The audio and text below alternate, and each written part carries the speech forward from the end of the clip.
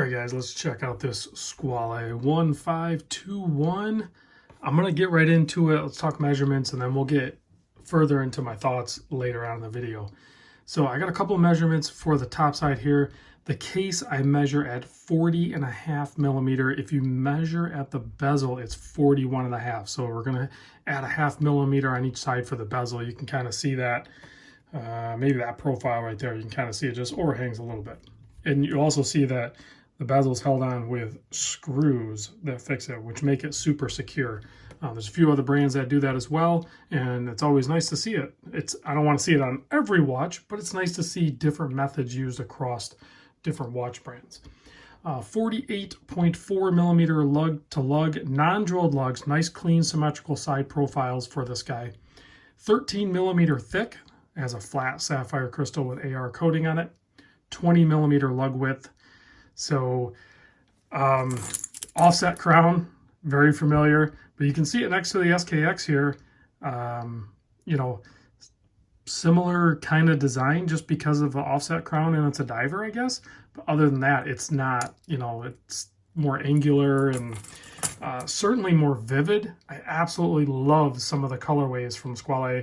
I have handled some in the past. I've actually owned one in the past. And way early on in my watch collecting journey, back when I was watching the TGV or the Urban Gentry, I remember being influenced to this particular model, the 1521, and I knew I wanted one back then. So the real struggle I had was the full polish. It was a bit much for me back then. These days, I love the bling. I love the bold color of the blue and the orange minute hand. But a while ago, years ago, if you were to ask me which one I was about ready to purchase, it would have been they have like a brushed or satin case, and then the blue is not as vivid, I don't think. So, but now after handling this one, which my good friend Tere sent over, I'm convinced that if I were to buy one today, it would be this exact model. I love the full polished. I mean, it's full polished, the vivid blue. I've handled a lot of blue diver watches, guys, and I have to say this is the best looking blue diver I've handled. I'm trying to think of another one that could even run with this one, and I think some of them are potentially close, but not really that close. This thing outside is amazing. I wish I should probably start doing some outside videos too, but the offset crown is, you know, offset to the point where, I mean, if you look at it, it's kind of just past even the 4 o'clock. It's, I don't know, some people will complain about how to operate it. I have kind of, you know, clumsy fingers, and I can grab it. I mean, is it as easy to grab as a Tudor crown? No, come on. Yes, it's going to be a little more challenging just the way it's tucked in there and kind of integrated crown guards from the case just because it's submerged in there. But once you get a handle on it, it's fine. So you get it unscrewed. There's no pop. I didn't notice a pop with it or anything like that. First, you know, unscrewed position is going to be your winding of the ETA 2824. So, and then your second position is going to be your date setting, and then your final position is going to be a hack and to change the time. Now, screwing it back in can be sometimes challenging. I did just now. I felt it and went to go forward. Nope. Backspin a little bit. I felt it drop into its thread position. No problem. Just screw it down. So you really should probably be doing that on all threaded crown systems. So you can see how submerged into the case it is. So yeah, it's going to be a little weird to handle, but it's not a deal breaker, guys. If you think it is, I think you're wrong, and you're passing up a potential really good watch to try out. 60 click bezel on this guy. The traction is, you know, these coin edge here, I think they could be a little bit deeper. It's not unmanageable by any means because I got full purchase no matter where I grab, because it does overhang the case a little bit. But I would have liked to have seen a little more traction on both, probably the crown and the bezel. I think that could be an area of improvement, but I don't think Squale is going to listen to me on that one. I think they pretty much already have a home run here, and they know it because there's a ton of different colorways of this thing. So this one, I'm not sure if you can get it anymore with this strap. I looked online and it looked like it came out of leather. This strap here is branded Squale, and it is the Italian rubber, which smells, it smells so good. And a lot of times you'll put this on wrist and you'll forget. It smells like a vanilla extract.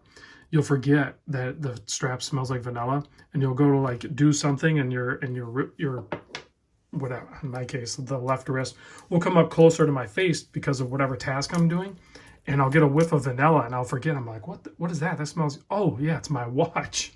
So absolutely love that aspect of these Italian rubber straps that are infused with that scent. So let me pop this guy on wrist real quick for you. I think you could do a mesh or a NATO or anything like that. I even tried it on, I don't know where I have, oh, I have it right here. I have a vulcanized rubber strap. I put it on for a little bit. I ended up taking it off that and putting it back on this one. I liked the scent for one reason. I liked the real rubber strap, and I liked the contours to the strap. I forget what these are called, but like diver flex bump outs or whatever. I just like the look of it and the feel of it on wrist.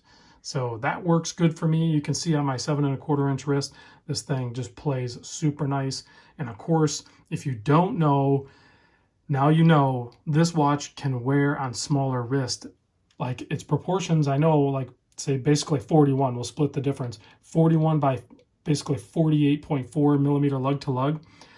It might be a stretch for some people if you have like 6.5 or something inch wrist, but I'm telling you, this thing will work on your wrist. It has a nice turn down on the lugs. I didn't talk about on the side profile here, not all of them have the branding on the case. I like it. I like the font. I like the depth that it's in there, and I'm not mad about it at all. So everybody that's mad about it, I guess just be mad for being mad. You know, you can be mad about the two different brandings on the dial too. You can be mad about that if you want, or you could just enjoy the watch because it's a freaking awesome watch. Let's do a close-up of the dial here. So you can see that brilliant blue, nice printing on there. We'll do a loom shot at the end. I love the orange minute hand contrast against the blue on there. A full polished inner chapter ring there. And you can see a little bit of reveal of metal in between the bezel insert and the inner part of the bezel there. So that adds a little bit of pop to it. I like seeing that occasionally on a watch too. Chamfered edge of the bezel here, and you can see that's fully polished as well. So if you like bling, this thing has bling. Nice screw down case back there. Some information that we already talked about. Swiss made, of course. So, and the company has history, and I know you can dig it up and read on all that if you want. I'm not going to talk about the history. So 500 meter water resist on this guy too. So I guess I'll put a link to Long Island Watch sells them. So I'll put a link to Mark's store, Long Island Watch over there. I think the new current price on these, snapshot in time, is $859. I did kind of browse around a little bit and look at the used market. It seems like if anybody has one that's whatever colorway almost, if it's in pretty good condition, I think if someone puts one at a price point around $600, it's snapped up instantly. It's gone. So I did notice quite a few hovering around that $700 range, and they take a little longer to sell. That's just my observation on it. Of course, there are some a little harder to get colorways. Those are going to demand a little bit of a premium. But these kind of standard models, I think expect to probably pay anywhere from like $6, $7-ish, something like that. You know, extra straps. I know sometimes people think having the mesh and the leather and the strap adds a bunch more value to it. It probably did cost you more money, but it doesn't mean you're going to get a return on that investment. Sometimes you're better off just parting those things out and just sell the watch for fair market value. That's just my point of view on that thing. All right, let me pop these lights off so you guys can get a look at the Loom. So you have a nice healthy application of green Loom. The printed on portion of the dial is slightly dimmer than the hour and minute hand. And that's not, you know, super unusual. You have a little more real estate in the handset, the way they loom them, versus just being printed on the dial. So don't expect like Seiko Loom or anything like that. The Seiko Loom is actually brighter and probably longer lasting, but it's a dive watch and it does have Loom. All right, guys, thanks for watching. I'll catch you on the next vid.